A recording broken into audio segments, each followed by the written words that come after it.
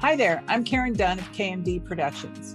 From the equipment manufacturers to the engineers to the business people behind the scenes. Over the years, every member of the Pro Audio corner of the music industry have become family to me, and it's my job to bring the whole eclectic crew together. Each episode, I'll introduce you to one of these characters and open a window into my world of creating community in Pro Audio. Thanks for tuning in to One and Done. Today we have Chuck Ainlay, Elliot Scheiner, Frank Filipetti, Niko Bolas, George Massenburg, and Sylvia Massy. Can you guys all just briefly just say who you are? I don't want to do a general one, so just say hi to everybody, because I don't want to go into all your backgrounds, because that would be more than the allotted time I have for my podcast. So Chuck, why don't we start with you, because you're up top. Well, I'm the one in Nashville. So producer engineer, been in Nashville for quite some time now, and still going. Yeah. Okay, George, how about you? I prefer Gail Ludwig's description of me as the motorcycle cop of the AES. Ooh, I like that. Okay, Niko with the tie. I'm Niko. Produced and engineered at least a brown muffin or coffee for everybody on the screen. Okay, Elliot. I'm Elliot, and I'm one of the two from the Northeast, along with Frank. Sylvia. I'm Sylvia Massy, and producer, engineer, mixer, and I'm in the Northwest, actually. And yeah, I love hanging out with these guys, and it looks like it's good hair day today, except for Frank. Wow. Okay, Frank, your turn. My name is Jimmy Douglas. I'm from the Northeast here, along with Elliot. Now, I'm just happy to be here, and I'm so excited now in the METAlliance. We've been going for so long, but we have Sylvia Massy and Jimmy Douglas with us now, and it just warms my heart. And Niko. Well, Niko's been with us a while now, but yeah. It seems like forever. For you, George, it has. Okay, so let's start. I want you guys to define, and ladies, define what is METAlliance and what is your mission? Our mission is to have a good time hanging out together. Well, I don't know that that's our mission, but that's generally what happens. Yeah. Our mission was, this was all put together originally by Ed Cherney came up with the concept, I believe. And the idea was META was META, the music engineering and technology. And the idea was to raise standards, hopefully, in the industry. Also, a lot of mentorship involved. We were very interested in teaching the younger folks a lot of the things that we grew up with, because they didn't grow up in the same studio system we did, or with the same technologies we did. And we felt it was important that that information still get out there, because it still forms the basis of recordings. Let me correct one thing that Frank said. The idea really originally came from Phil Ramone, who spoke to a few of us and said, it's about time we all got together and talked. And I think that's what we do, is we talk about things that we care about, including recording, what's good, what's bad, and what we're doing, new ideas, how better to serve the audio community, how better to keep the message coming, that it's not all about making shitty records, although one imagines that, that's what's important to labels. We disagree. We think that there's still plenty of room for very high quality music and good practices. I think for me, one of the most important. Oh, go ahead, Sylvia. I was going to say, I think it's important to stay current with new technology, and that's a part of it too, is to test and put it through its paces so that we can be on the cutting edge of what's happening. Thank you. Good one, Sylvia.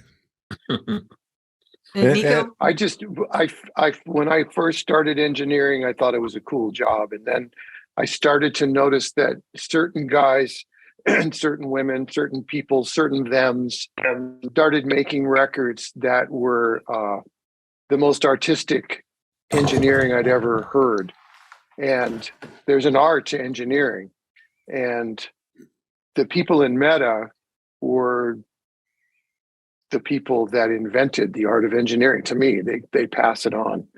And so I used to follow everybody in Meta all the time anyways, because they just defined what was artistic versus what would just get a commodity made by the end of the month within a budget. You know, there was a pride to it. And I started studying people. And when I was asked to join this group, it re-inspired me to talk about that with all my interns and all the people we teach, because it's really important. There's an art to what we do, you know, and it's easy to go away. Like Frank was talking about, a lot of people don't know stuff. And it's also easy to ignore the art in young people with new gear. I always try to hit up my interns. What's your favorite thing and how do you use it? The techniques that you're talking about and the ways that you learned through the years, is that something that translates to how people are working now? Absolutely. Yeah, I think it does. Yeah. Before Sylvia and Jimmy joined, we in the METAlliance wrote a book about the art of recording and mixing drums. And the concept there was that even though we've moved into an entirely new era where a lot of things are pre-recorded drums and samples and things like that, you're still going to want to go in and record a band or an orchestra at some point. And knowing that informs the later work that you do in the more modern era. So gain structure is gain structure, whether it's digital or audio, and you have to be able to know things like that. And so we put this book together, hopefully as part of a series, to teach what we've learned over the decades and bring that to the newer generation. Well, the other thing too is, you know, and we stress this in that book, is that it's not about just knowing the technique and technology. It's also about finding the groove and the emotion and the heart in the song and bringing that out. And that's what people respond to. They could care less what microphone you're using, and as long as it somehow has emotion and you somehow get that feeling of groove, because that's, you know, it goes back to early days of this world, and rhythm and groove is what it was all about. It still is. Is that But then there's dependent? those, I'm sorry. Is that dependent on the room you're in, or is it just dependent on the way you're able to record? The people. The recording capture and methodology and the reproduction playback and methodology has changed significantly, maybe 6 times over the last 6 decades, probably more. But none of it matters. What matters is what you're capturing and how well you can reproduce it to someone who wasn't there in the first place. If you can get them out of their chair to dance the way you did when you heard it go down, you did your job. All the tools change. Just learn how to use them artistically. Yeah, the number one thing is the music and the songs and the delivery of those songs. But it is really important to know the equipment and to know how to use the equipment. I mean, microphones may seem to be very simple tools, but if you have more than one microphone pointing at each other, you're going to get a completely different result than if you have it with a proper phase relationship. I mean, simple ideas like that. I'm surprised at how many people don't know those things. And that's the stuff that I'd like to share. Just imagine if you had 2,300 microphones and how to figure out how to make them work. I'll point at each other. That's Frank Filipetti's drum sound. It's in the book. That was 2259, Niko. Elliot was the one who Sylvia, got I'm the looking at 23. something right now that totally has that problem. I mean, I couldn't believe I pull up the drums and it's like well, that bass drum mic's out of phase with the other one, and the overheads aren't lined up, and it's just like, God, you fix things a little bit, and all of a sudden it starts to sound big. Some things you can't fix though, and that's what I think sharing what we know helps the people who are recording today, the younger or newer engineers to win a lot sooner. And I do want to mention before we go much further that the book is available as an ebook on Apple Books and Barnes and Noble, or you can buy a hard copy at Sweetwater. And if you go to the METAlliance website, you can get all the information there. That's my plug for Elliot, do you still use baseball Thank bats you, as Karen. microphones? No, but I got to say that we respect the art of recording. And what we do, we respect each other, and we're transferring what we know, and we know it from other people like Phil Rohn and Tommy Dowd, all the famous engineers of the 50s. And we're just trying to transfer it on to a young generation. Sure, yeah. And we also have I think if you go through every chapter in the book, and each one of us has a chapter, Karen, there's a theme. One of the themes is groove, but the other theme is the making a place where the musicians can do their best. I think that's kind of an underlying theme to everybody's chapters is the better the mix you can give in the headphones, and the better the sight lines, and the better the emotional environment you can give to the musicians, the better the track. So if everybody's really cooking and feeling the groove in their headphones and in the room, you're going to get a superior performance. Regardless of the microphones, the emotions are going to come through. Microphones are important, but really at the root of it is this respect for the musicians that are putting this thing together. And the music. Yeah. And music. And that's that's something that's not necessarily taught like was brought up already. We teach about microphones and where to put them, and laws about the 3-to-1 laws and things like this. But at the end of the day, it's understanding the room that you're in and the people you're with, and respecting what they do and giving them the best opportunity to shine. So with everything, what's so much being done remotely now, how do you develop that kind of relationship with the artists? Because you're not in the same room. How do you read them? How do you get their confidence in what you're doing? Well, for me, I am in the same room. Most of my recordings these days, I have my equipment in the same room where the artist is, so it's a very free-flowing thing. But I find that the best engineers seem to be the best people to just hang with. If you're a good hang, you're much more likely to get your clients, your musicians, to relax and to feel good about what they're doing. Okay. Yeah, that's such a great thing. Again, Sylvia, you're like getting all the stars today. Yeah. And well, there was no better hang than Ed and Al, know, and the stories that Phil would tell, you could write about 13 books with all of those too. So. Now, you're all in a competitive field. How did you develop this relationship? You guys are all friends. Yeah, I know. I've seen all of you together. Well, maybe George isn't friends with everybody, but I usually see all of you together, and it's much more than, it's like family at this point, right? So how did you go from where everybody started? And I'm sure you're competitive to start with, to develop this relationship and become... Anybody that's had a relationship with a dysfunctional family would fit right in with us. Well, it's having a great respect for other ideas. And I don't have many ideas on my own, but borrowing from my colleagues has been my stock in trade. And these are the guys that are of one heart and one mind. I think the parametric equalizer was a pretty good idea, George. Well, yeah, I would say that was a bit of an undersell there, George. Well, but I mean, but the I point think the is, parametric equalizer has too many knobs, George.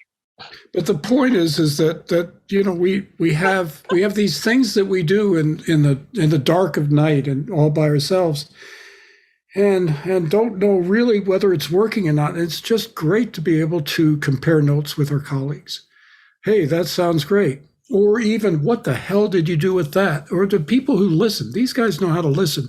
And it starts with knowing how to listen, having the patience, the skills to listen critically. Yeah. You know, I remember when I started, two quick things. First, I started with Filipetti, and I was terrified. And the fact that he was such a brother to me when I was so scared in the studio of making a mistake. And here's a guy who I came in with awe. He's at Right Track Studio, and he's Frank Filipetti. And then we found out that both of us were just trying to figure out what we're doing, and we became immediate friends. There's no competition. It's like two guys in a trench. And I knew who Elliot Scheiner was because everybody I was assisting would talk about him, how great he was. And when I met George, it was the same thing. This is the guy that built all this shit, and he's grumpy and all this, and he actually would talk to me. And I was thrilled, and I had so much respect for all of them. Sylvia don't even want to start because she scares me because she's so creative. One of my greatest new memories is when we did the video, and Chuck told me that one of the records I had produced, he thought was really fun. He actually liked what I did. And to come from Chuck, that to me it's I'm done. I made it, because when you have a benchmark of all these people and you're terrified to say the word peer, because to me, they're not. Everybody's better than I am. So to have Chuck really like what I did and tell other people, hey, this is fun. We play it at home.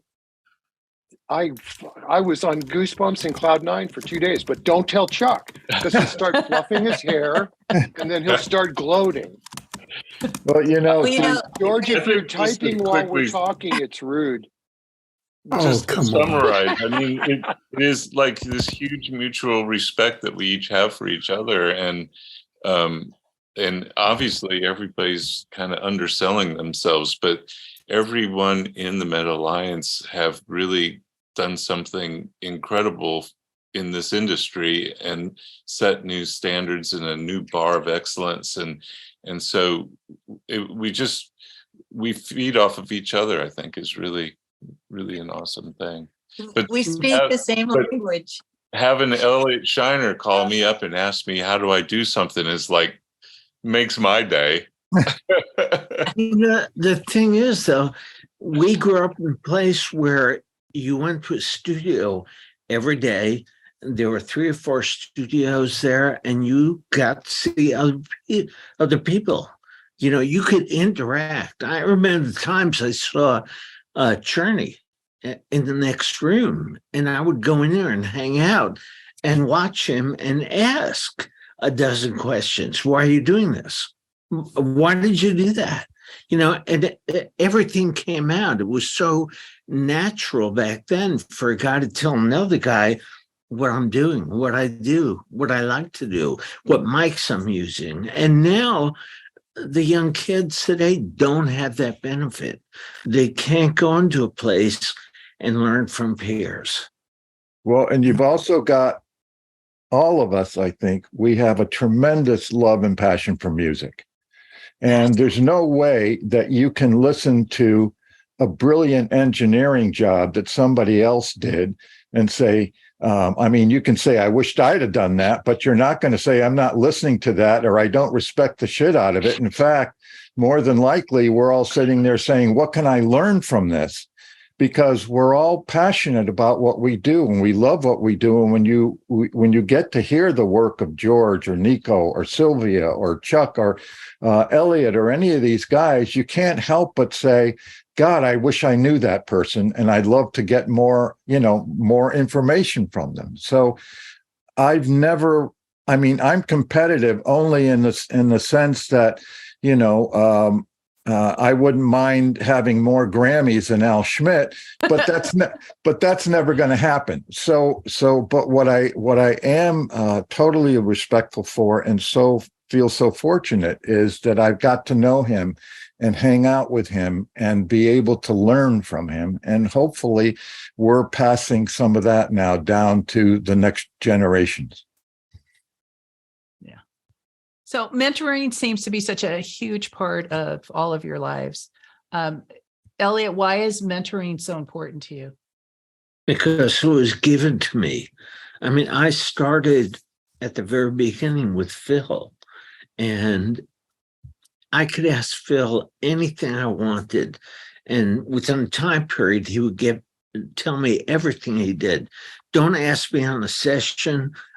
I can't talk to you. But after a session, he was so generous with why he did what he did. And generally, all the engineers I worked for were that way. But I spent most of my time with Phil, and I feel I should be giving back. I should be doing it for other people. And I think all the guys feel that way. I have a story about Phil. It was when I was first starting out, I moved to LA and I couldn't get a studio job, even though I had a lot of experience from working in studios in San Francisco. So I wound up working at Tower Records and continued to try to get into studios.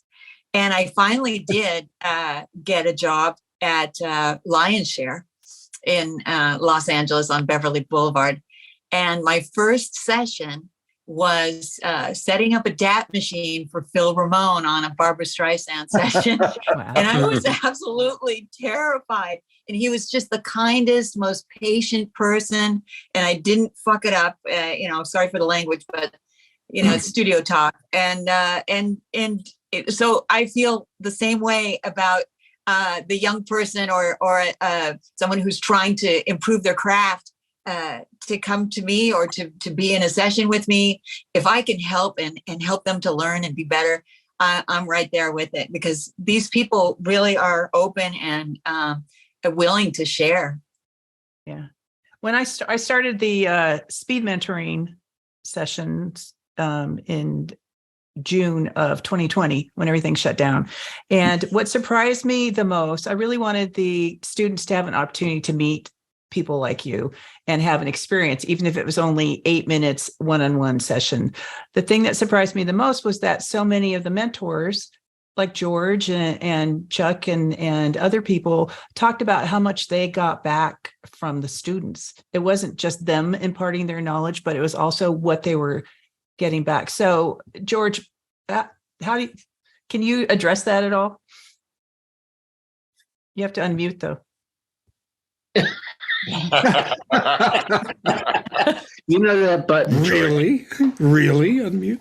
So, in a broader sense, I've learned most of what I've learned from questions that come from colleagues and especially from students. And I teach now where maybe 1 out of 18 of my students, to pick a number, actually is probably a better mixer than I am potentially, and is asking me challenging questions that I should be asking myself, and often I have to really think about it. And I think that's good for all of us. And we did this when we did the drum book, because we have these things that we do from muscle memory and maybe can or can't explain them. And Niko, this 3 drumstick thing, I mean, who knows where that came from? Some ancient Indian burial ritual, maybe. but that challenge of having to think about what we do, really think about what we do, and put it into words that can be shared and maybe be educational and entertaining. Well, not Frank, not Frank, not entertaining, but yeah, entertaining. Just lift your hat up for a second. I was going to say, lift your hat, Frank. Come on, this is going to be on YouTube also, so we need to see. Right. Oh, God forbid. No. We'll save that for a more appropriate moment. I can't think of a more appropriate moment. Frank, Frank, Tell if you you, what, if during you the, raised your hat, if you raised your hat, you had a mohawk, it would make my day. well, I do. And Frank, remember, this is my podcast. And so I was requesting as the host All very right, politely. here you go. Well, Not you so know, bad. Oh, It's That's- not so bad today. Not so bad. the one thing a cowboy knows is you don't take your hat off once That's you right. That's it. Well, I was just getting tired of the baseball cap thing. I think it's every time I put a hat on, it's a baseball cap. And I said, this has been going on too long. So it's time for something new. I think it's a good look. I figured Thanks. you were getting prepared for our in-session event at I am. Blackbird in Nashville. Good segue, Chuck. we should talk about that, Why little don't we Chuck. talk about that? Yeah. That was the next That's gonna be question. Fun. So I think the last in-session event you had was the end of 2019 at Capitol.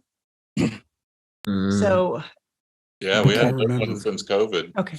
Yeah. So you're back. You're going to be in Nashville, January 28th and 29th at Blackbird Studios. I know that you have 4 studios, and I know that all of you will be there, Jimmy. including Jimmy, who's not here. Yeah. Is that it? Yes. I think so. Okay. So it's going to be exciting. Can someone or all of you tell me about the in-session? I have my own ideas of what I think it is, but why don't you officially tell me what it is? Well, I think the idea is to, Frank was talking about how we all, or I think it's been mentioned several times, how we used to hang out in the studio and down the hall would be somebody else working. You'd learn from each other. And so this is kind of a way to do that, be able to hang out together and share information and get feedback from the attendees, because this is not just students that are going to be attending. There's pros and people who've been doing this as long as us or longer, like Wes Dooley's going to be at it. So it's a really great event. We'll be in one of the best studios in the world with all the best gear in the world. We're going to have great musicians in the studio. We have 2 rooms where we're doing tracking and 2 rooms are focused on mixing. So I'll let somebody else tell some more.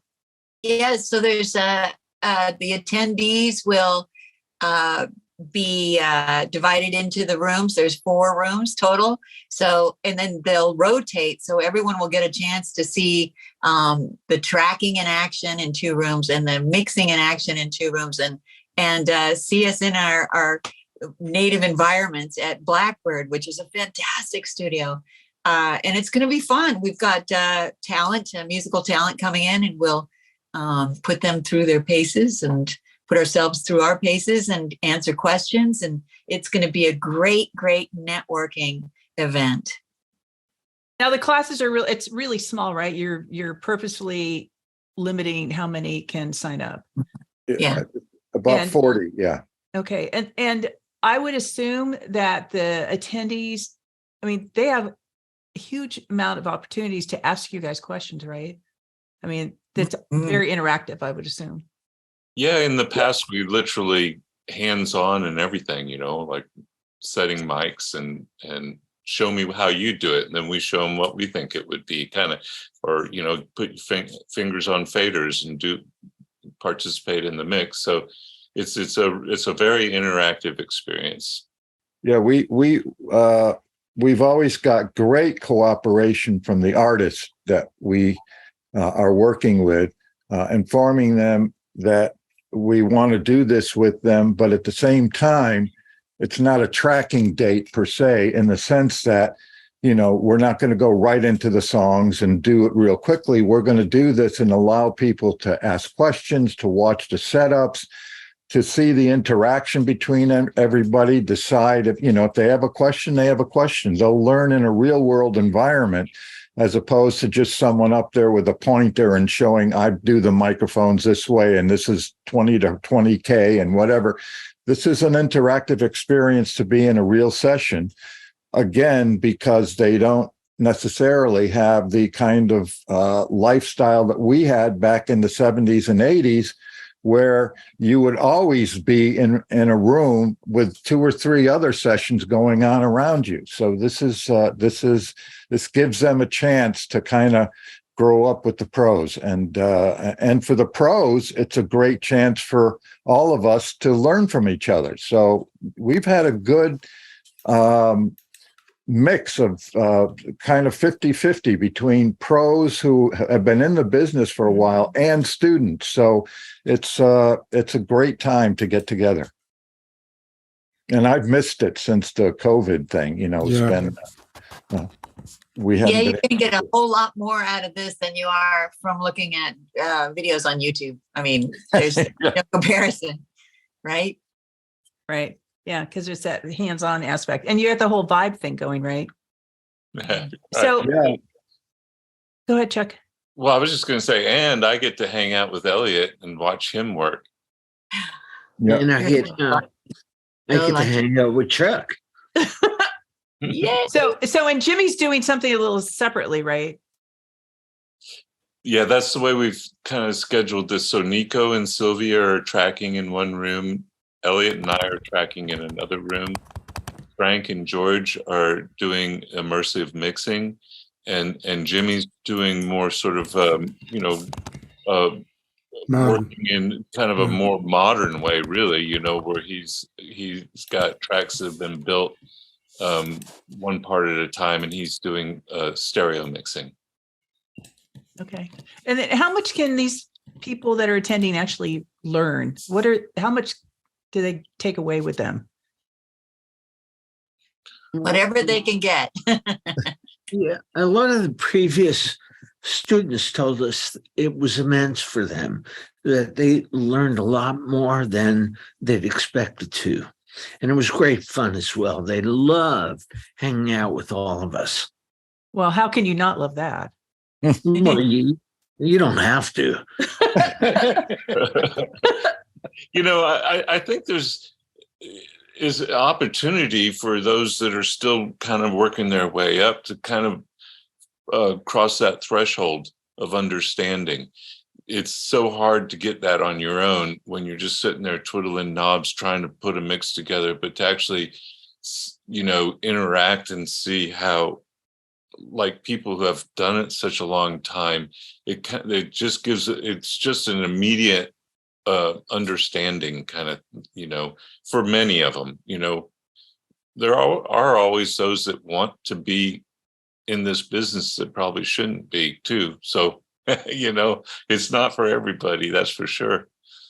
It seems like I think what people see, Karen, is that there's a lot more to this than just the microphone or the or the placement.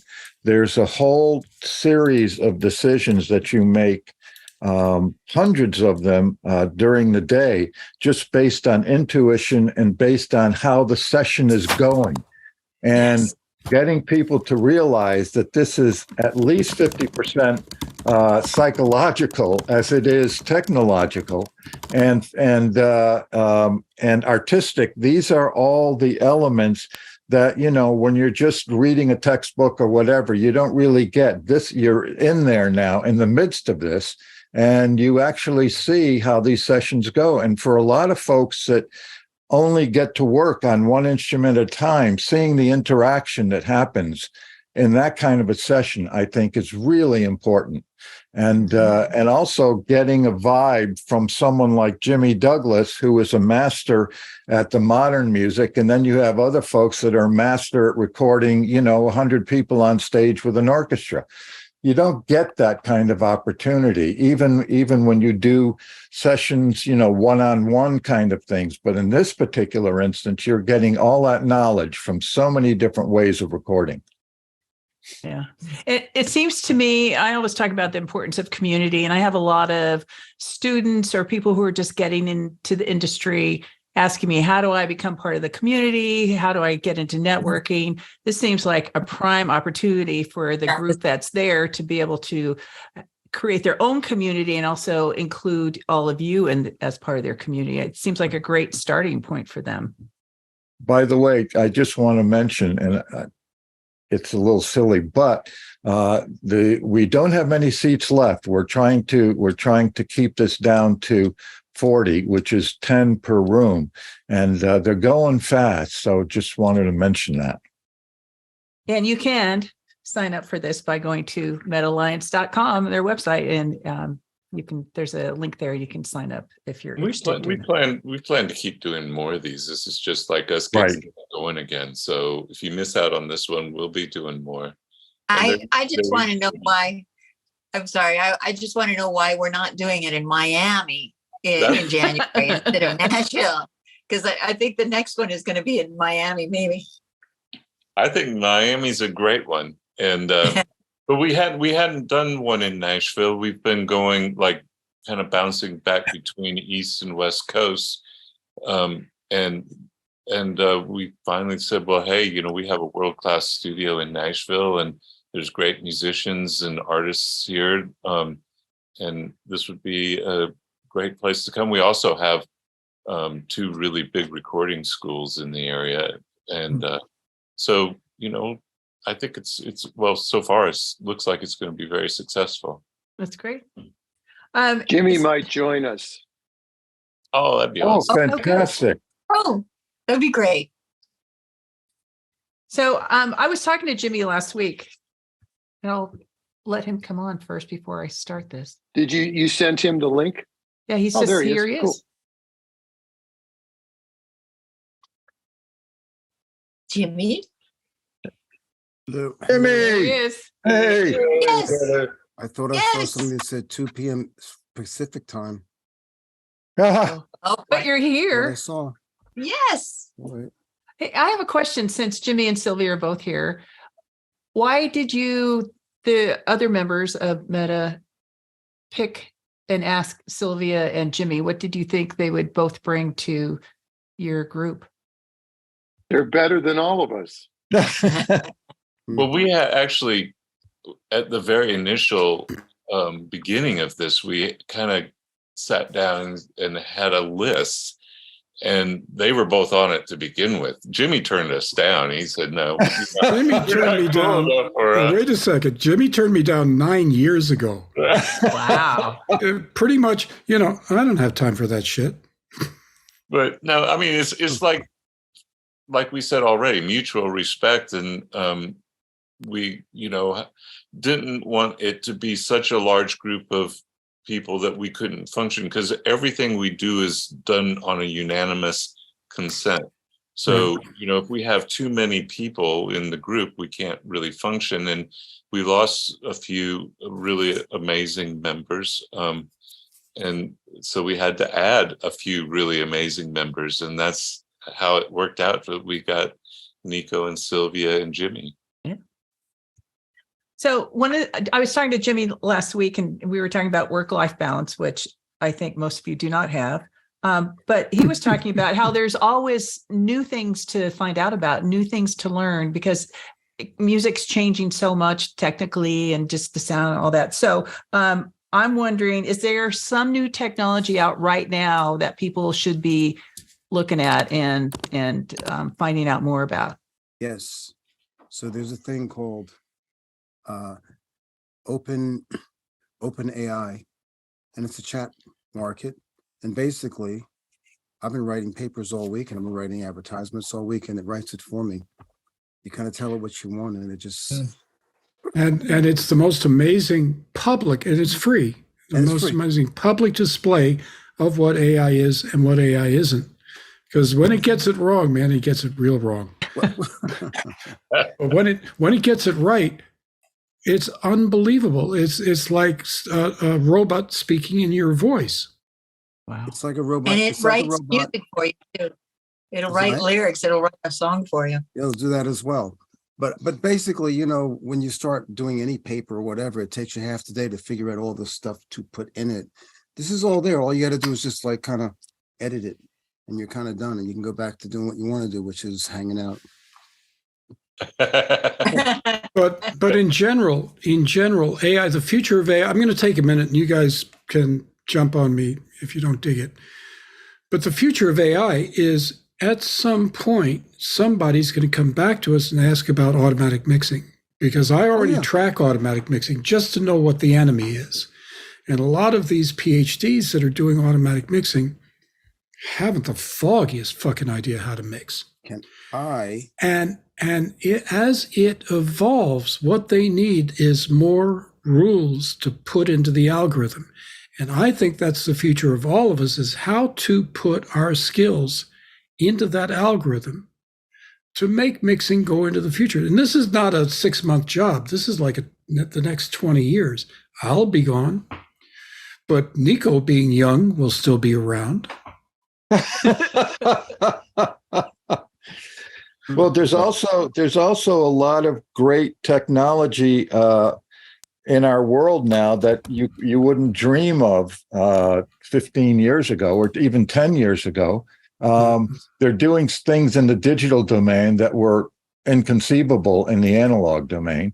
I've been working on a beta version of a new program right now, which takes your entire tracking setup and does one run through and then determines the phase relationships between all of the tracks and puts them into a phase alignment.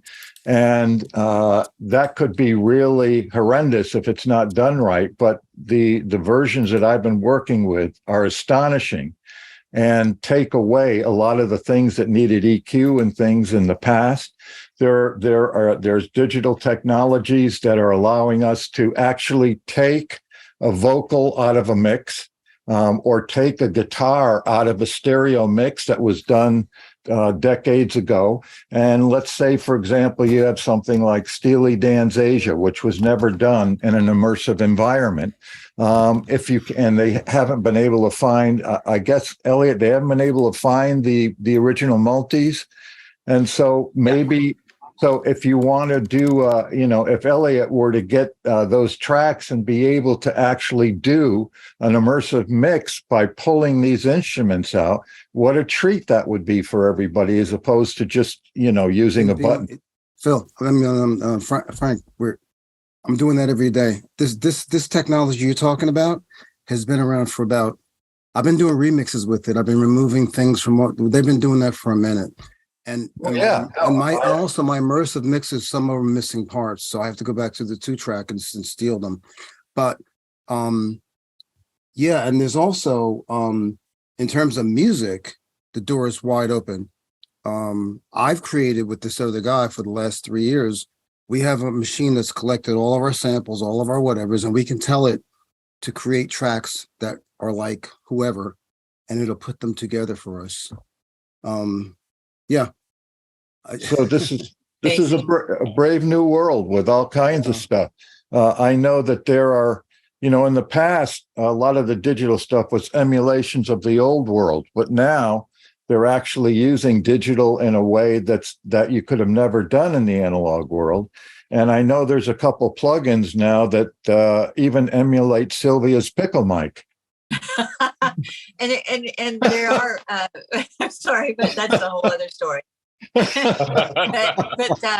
I'm beta testing plugins now that create multi-layered harmonies and that track the song and also will emulate another person's voice. You pick a voice and it becomes that voice. It's really it is a brave new world. Plus, we're looking for new technology in Atmos mixing for the stereo bus compression, and I think someone actually in METAlliance has something on that he's working on right now. Holding out, right, George?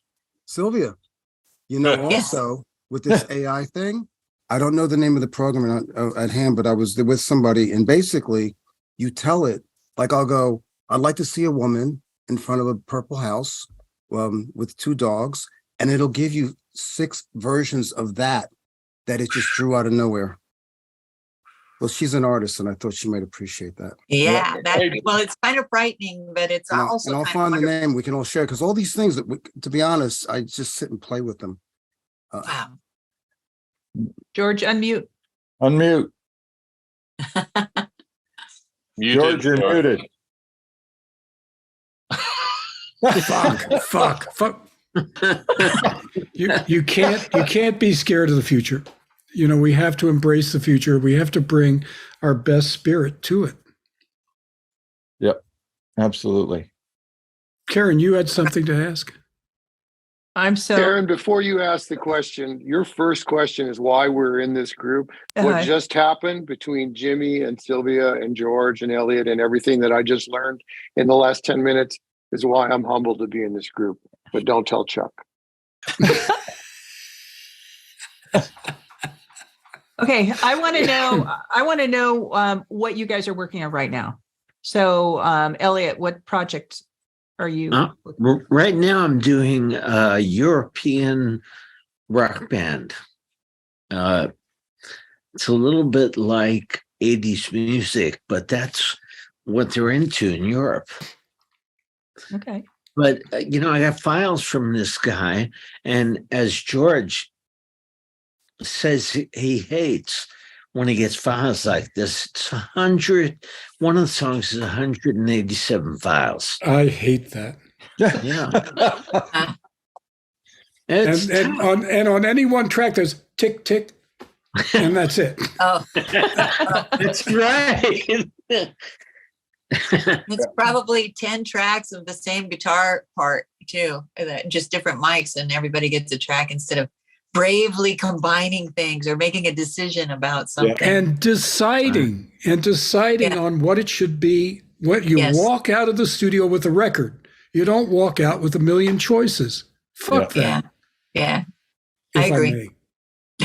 So they want you guys to be making the choices, right? Yeah. They won't admit it. They won't admit that they're not brave enough to make the choices. But yeah, that's it. Well, we have to make the choices. And some of the other things that we have to deal with is, for example, I just finished Carly Simon's No Secrets in Atmos.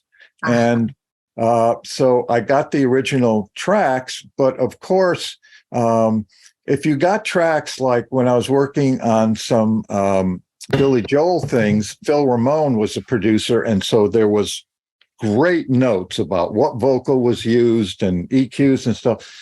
But on this particular record, there was no information. Some of the tracks aren't even labeled.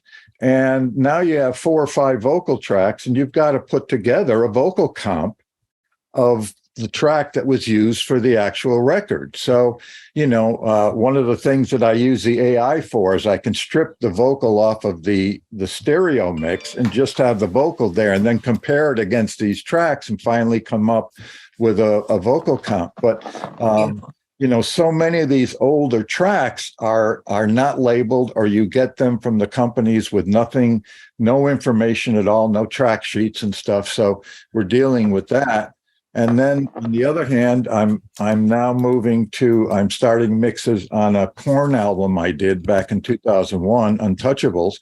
And when I go through those tracks, I have all my notes for that stuff, and I can work on it quite easily. But a lot of what we do now in the immersive world is forensic work.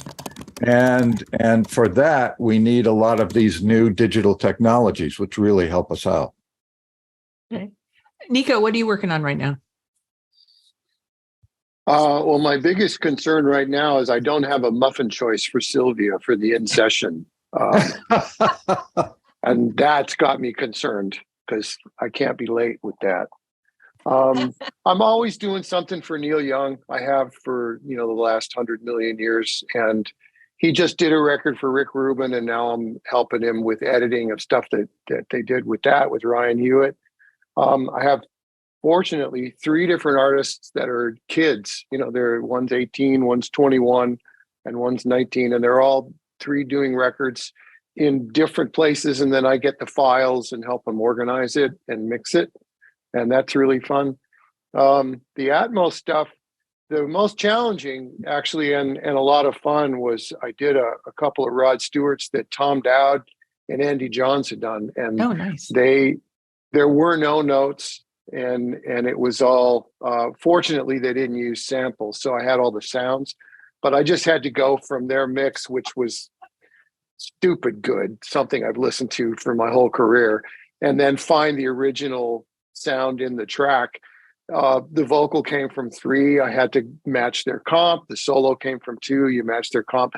But it's really, for me, the greatest luxury of doing that is I'm not as scared the next time I go do something on my own, because I realize that even my heroes have faced the same out of tune dilemmas and made a choice. And once you move past that, everybody just knows they either love your record or they don't. And it took me a long time to stop being terrified.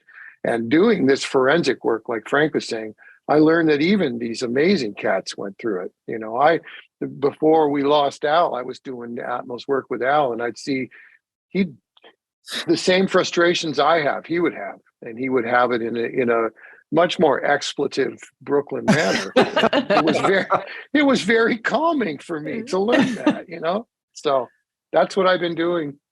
Okay. Chuck, how about you? Well, I'm trying to restore my studio from Sylvia coming over here yesterday. She came over, and Michael Romanowski from Coast Mastering. And Michael, I don't know what was going on, but every time he touched something, it would break. I'm serious. The switch blew up, the remote from my monitor system blew up, the keyboard blew up, my trackball blew up. Anyhow, I've got it back going again. So at the moment, I'm actually mixing a few Kenny Rogers songs for I guess it's a back catalog re-release. And I just finished, or I hope I just finished an Atmos mix on Peter Frampton. That it was his last show, his last farewell show at Royal Albert Hall in London. Wow, cool. Yeah, pretty cool. And we talked about being able to hang out with the artists and how cool that is and everything. And to be honest, that doesn't happen so much anymore. We're all kind of mixing in our own spaces and sending MP3s off for approvals. And but Peter came by the other day and listened, and it was just so cool to see him swing around in the chair with this big smile on his face and how much he was enjoying it. And yeah, I love that. I hope to be more of that.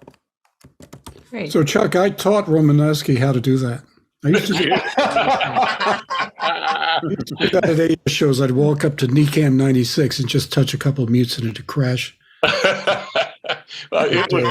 It really was amazing, wasn't it, Sylvia? It's like it was. Yeah, it was just like God, step away from the console. Step away.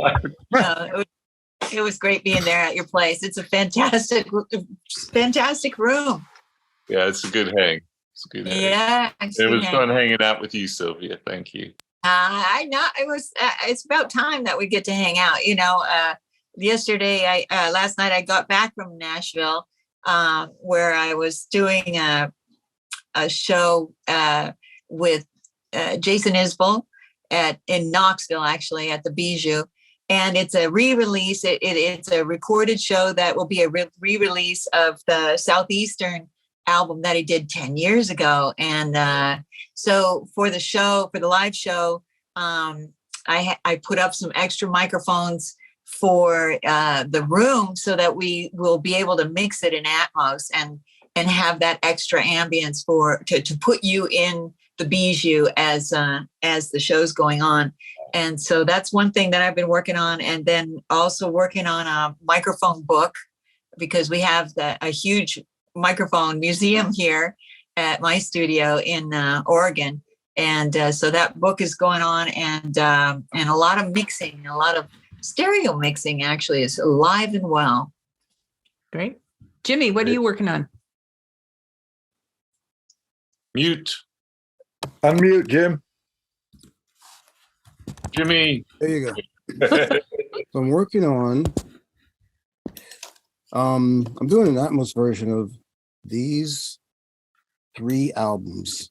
Oh my God. Okay. And besides what we're talking about reconstructing and so forth, I did them. And there's very little notes because I wasn't thinking we'd be doing Atmos in our lives. And every one of these albums, this one here, it's not 80 minutes, but it would be. And there's like about 10 songs, they're about 8 minutes each, and they all have 2 parts to them. This album has the same. So it's like I'm mixing almost like 25 songs times 2, almost 50 songs just to get these 2. This is the deluxe version, which has about 10, or not 10, about 5 other extra songs in it. So I'm doing this whole package and I'm trying to get it out by the first of the year. Oh my God. Well, no, and each one of the songs has probably about 125 to 140 tracks. Every single one of them. Wow. So this is a nice piece of work, and That's a big job.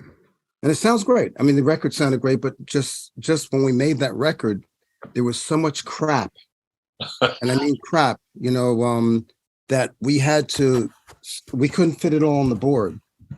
We're gonna have a 72 input board. We couldn't. We did it on the board analog. Hey, anyway, when we tried to lay all the drums out and stuff, the drums took up the whole board. And then I would sub stuff and put 2 or 3 things on one. And Tim was like, "No, I need one on every single track." So we did that, and then we were using the top faders as well, which that's kind of how much crap is in there. Okay. But hey, Karen, do you kind of get why we brought Sylvia and Jimmy in? Because they're just such a gas, Oh, yeah. I And think now so. the club's not a bunch of old white guys. Yeah, that's right. Wait a second. Elliot and I are old white guys. Whoops. Well, but you're not all old white guys. Okay, so George, No. you're the last person. What are you working on right now? It's boring. You don't want to know. Okay, so we'll skip that. Okay, so for people, He's working on his multi-channel compressor. Well, what I've done for the last 3 weeks is interesting because I've learned a lot.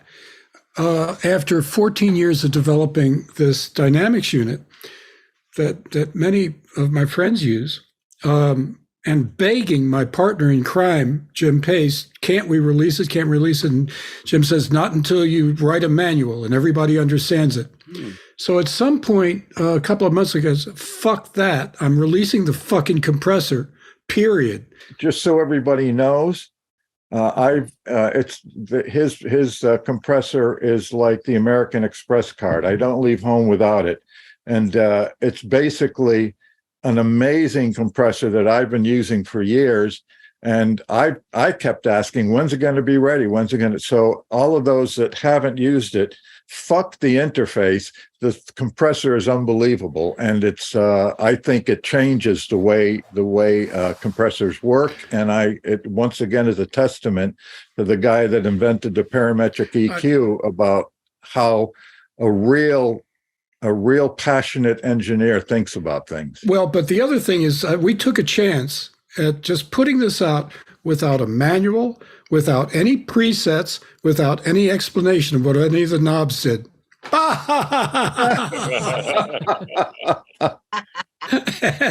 and a handful of guys, real listeners, stayed up for 2 weeks and figured it out.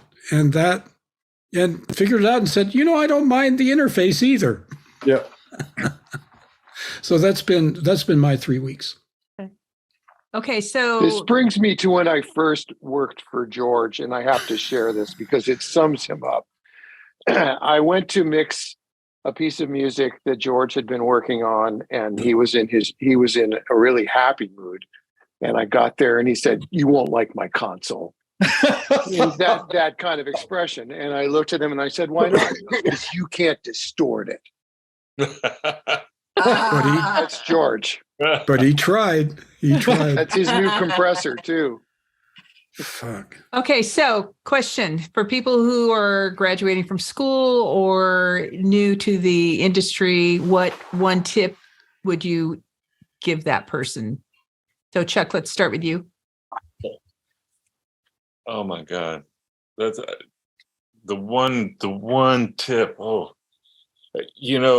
just better make sure that you love this with all your heart, soul, and body, because you'll be spending all night long, many nights, days on end without a break, or seeing the rest of your family. And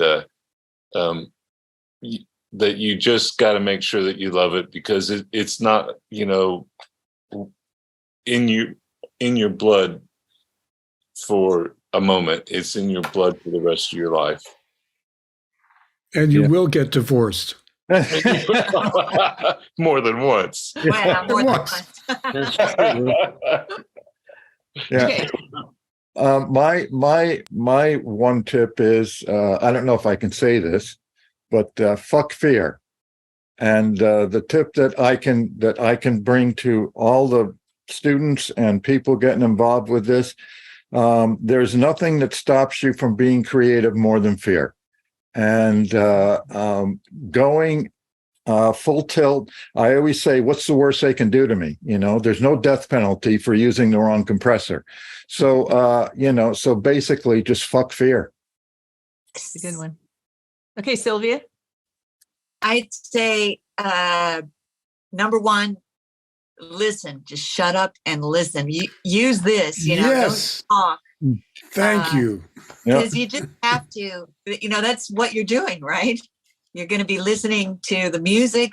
You're going to be listening to the people around you. So that's my number one thing to say to the new ones. Okay. Niko? Wow. Niko, thank you for unmuting before you start talking. Yeah, no problem. Well, because I'm in this company, I'm a good assistant. Because the rest of these people can't remember to do that. Everything everybody just said. I mean, there's a couple of things that I come back to, especially nowadays. And the first, it was refreshed when I watched Jimmy explaining something on a Metacall a couple of weeks ago, and that's just kind of mixed, like the problem he's having doing Atmos of all these records he had done. He mixed all those just from his gut instinct. And now you're supposed to go back and remember what you did, like there was instructions. There isn't. Just do it by feel. Don't be afraid, like Frank says, absolutely. And he was one of the guys that helped me learn that. But the biggest thing is, if it ever stops being fun, get another job, because you will face the conversation of work-life balance with everybody that thinks they're part of your life and doesn't understand that they're not.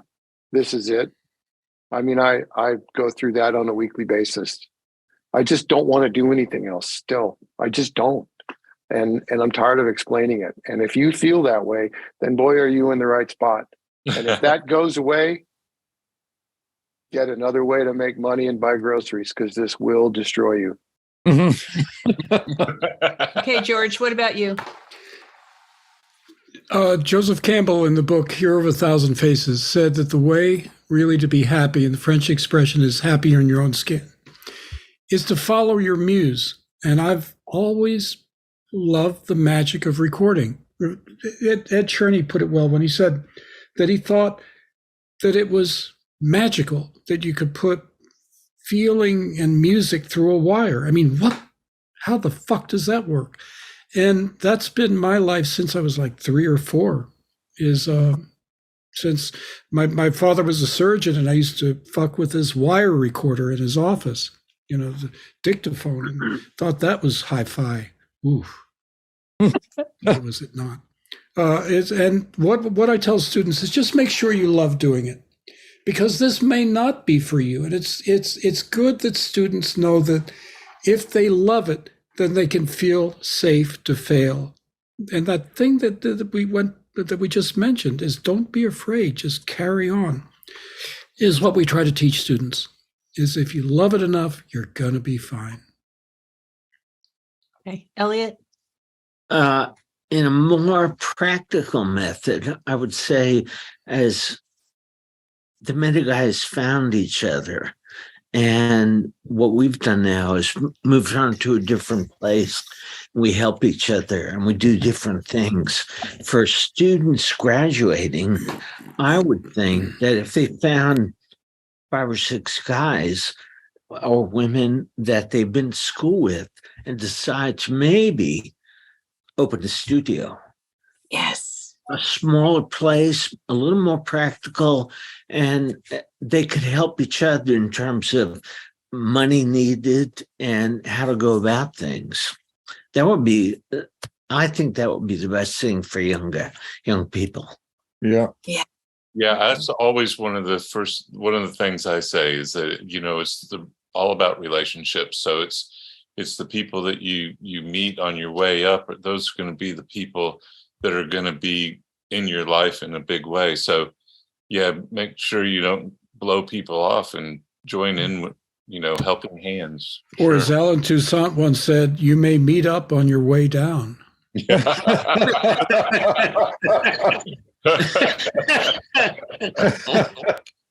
Okay, Jimmy, you're last. What's your tip?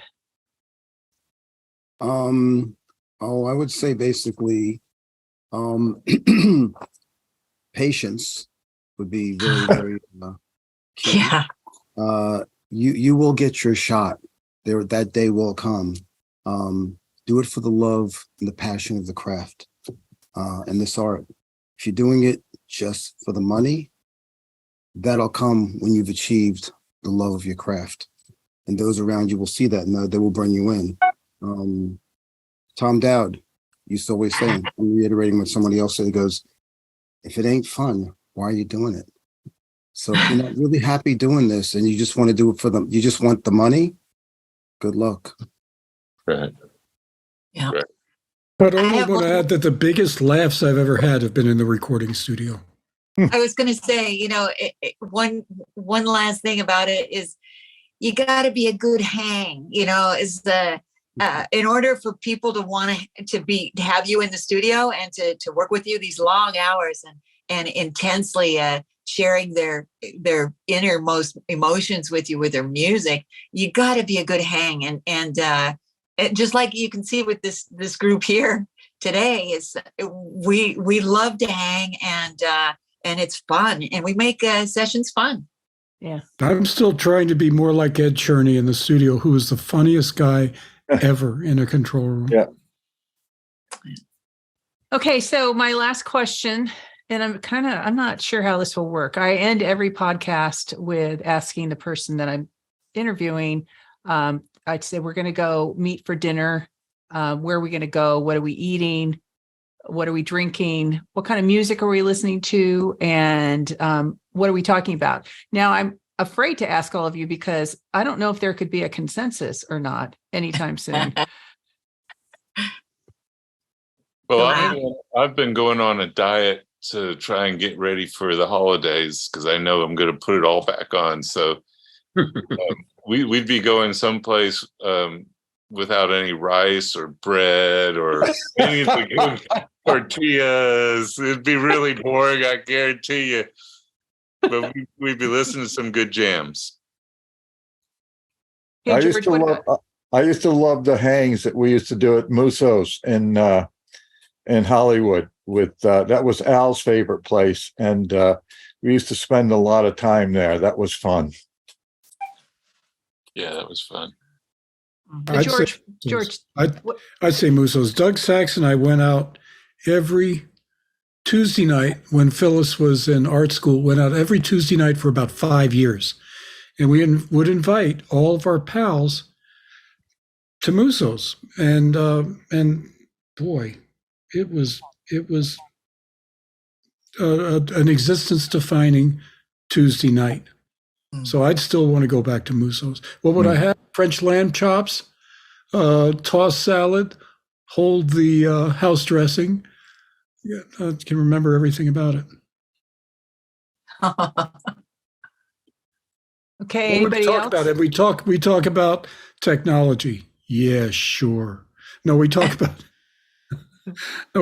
baseball. We talk about funny stories about people. And Doug Sachs had a lot of funny stories about people. Yeah. I would say, I just got back from Muscle Shoals doing a studio tour there, and I'll say it's got to be barbecue, and there's going to be some Swampers playing. We're going to listen to the Swampers for sure. Sounds great. Well, we got to make it happen. I don't think I've seen all of you in real person for quite a while. I saw Chuck for 2 seconds at NAMM. And Come on down Does and this join mean us. no one's going to join me at the Waffle House? I've never been to the Waffle House. It's the best. Waffle House before you go to the studio, whatever anybody else is playing on the jukebox, and good coffee. What about you, Elliot? It'd be the same for me. One of the last great meals I had was with Al and Doug and George. And I think Chuck was there at Musso's. Yeah. That was great. We've been doing like a get together at the Sportsman's Grill, which is just a raunchy place here in Nashville, and the whole thing is we talk about the crazy. They have to still be alive. We can't talk about dead people, but we like bringing up the craziest people in our business, and it's just the blast. That's a long list, isn't it? There's so many of them. There's so many. Hey, I took Chuck. Yeah. I took Chuck out on his birthday to Popeyes. Oh, yeah, I love awesome. Popeyes. Popeyes was amazing. And then I dropped George off so he could receive his Hall of Fame award. And I saw it, and my name was on the billboard, and it scared the shit out of me. Jimmy, come on. You got to drop with the food. Yeah, come on, Jimmy. Come on, Jimmy. Wait, are we going out to do this? 'Cause basically, I don't really eat. I usually eat in the studio because too much things. There's too many things to do. Okay. Hey, Jimmy, we weren't on yet, but we did already say that the next in session is going to be in Miami. So look out. We're coming. We're coming. Oh, you guys look out.